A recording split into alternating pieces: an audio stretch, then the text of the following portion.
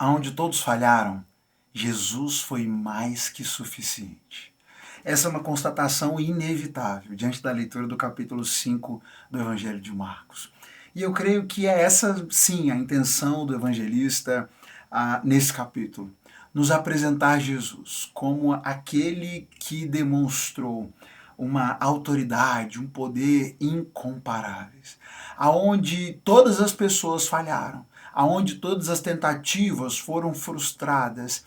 Ele, com um simples agir, às vezes com uma palavra, com um estender de mão, às vezes simplesmente por passar por um lugar e ser tocado sem que sequer estivesse atento àquilo, ele era capaz de trazer solução a problemas que pareciam insolúveis, a questões que pareciam derrotas garantidas. Aonde todos falharam, Jesus sempre foi suficiente. E essa foi uma lição aprendida pelos discípulos ao longo dessa jornada, depois de tanto testemunharem os milagres, os sinais que Jesus realizou.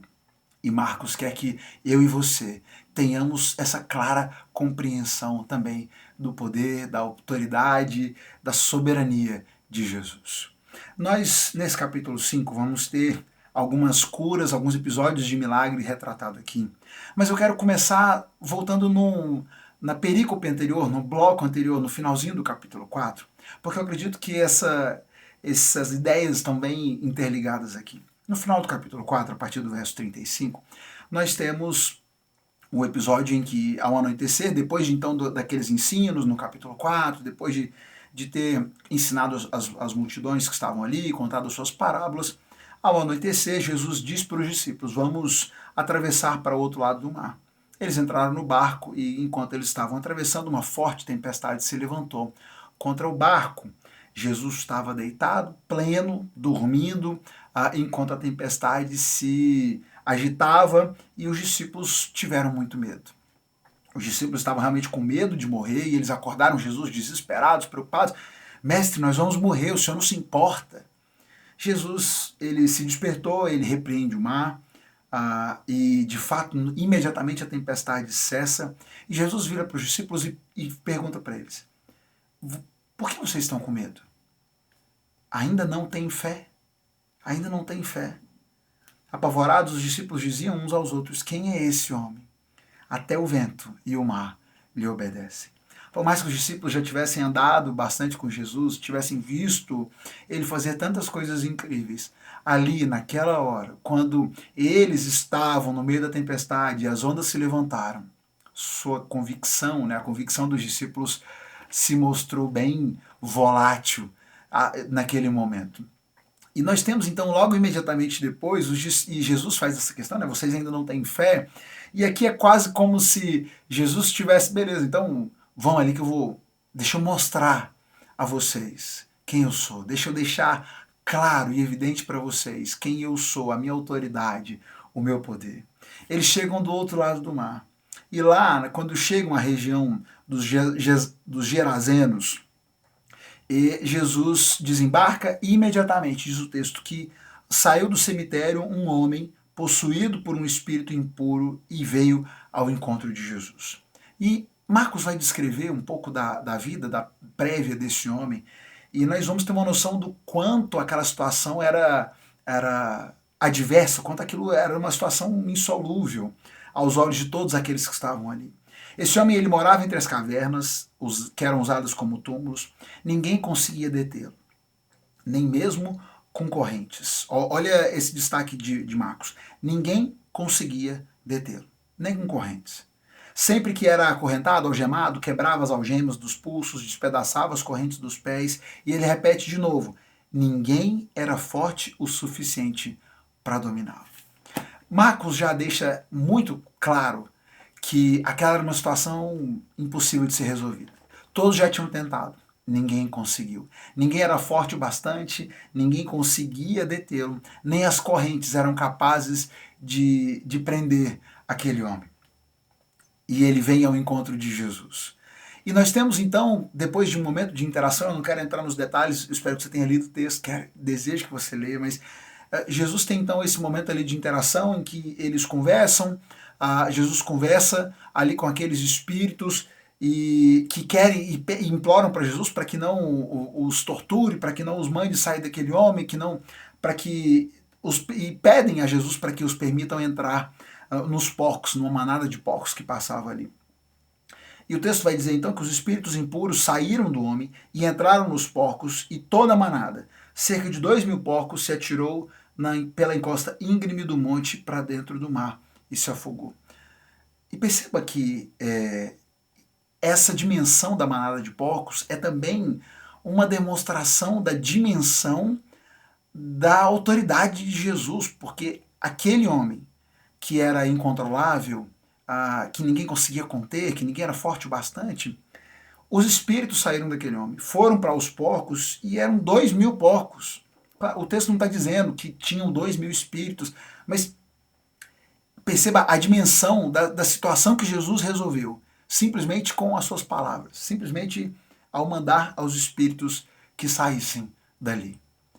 A surpresa é tão grande que o povo da cidade, ao ver o que tinha acontecido, diz o texto que eles voltaram e viram que o homem que tinha sido possuído pela legião de demônios estava sentado, vestido, em perfeito juízo, que eles tiveram medo, a ponto de pedir para Jesus que se retirassem dali, porque tiveram medo de Jesus.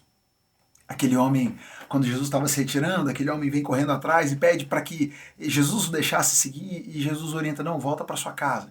Volta para sua casa e testemunha a sua família, o poder de Deus, aquilo que o Senhor fez na sua vida. Aquele homem voltar para a sua casa, para a sua cidade, era a maior demonstração, era a maior prova do poder de Deus e daquilo que o Senhor havia feito na sua vida. Ele era uma causa perdida para todos os efeitos e para todos os olhos daquela cidade. Já era uma causa perdida.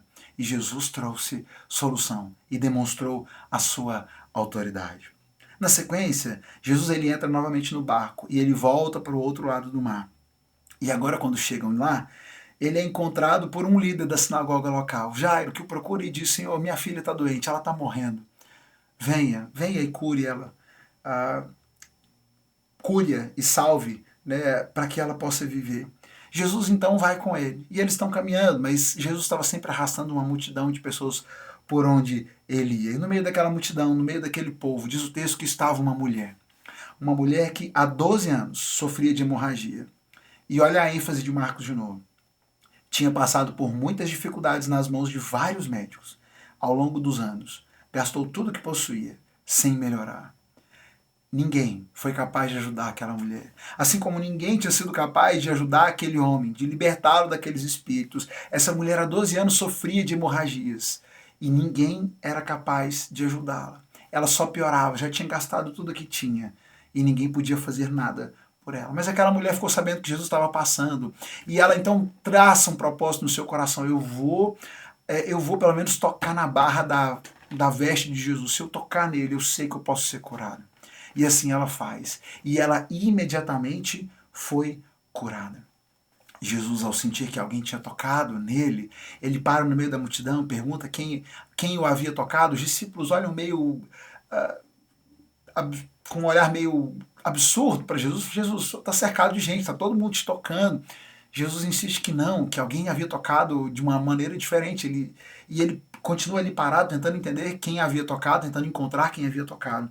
Aquela mulher se manifesta, aquela mulher se mostra, conta a Jesus a sua história, e que de fato ela foi curada naquele momento por tocar em Jesus.